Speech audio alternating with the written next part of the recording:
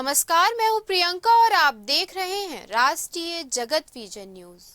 छत्तीसगढ़ ने स्वच्छता के मैदान में एक और सुनहरा परचम लहराया है। 2024-25 के स्वच्छता पुरस्कारों में प्रदेश को ऐतिहासिक सफलता मिली है और इस बार ये गौरव बिलानगर पंचायत ने दिलाया है। 20,000 से कम आबादी वाले शहरों की श्रेणी में बिला को पूरे देश में पहला स्थान मिला है। डिप्टी सीएम अरुण साव ने इस उपलब्धि को ऐतिहासिक बताते हुए कहा, सुनिए।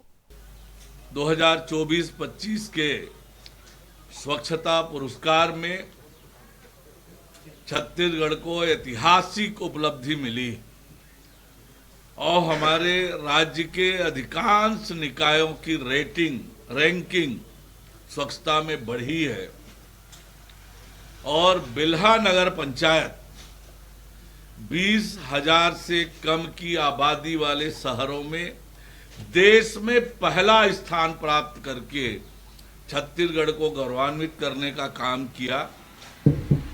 फिलहाल इस खबर में इतना ही। देश प्रदेश के खबरों से अपडेटेड रहने के लिए हमारे चैनल को सब्सक्राइब करें।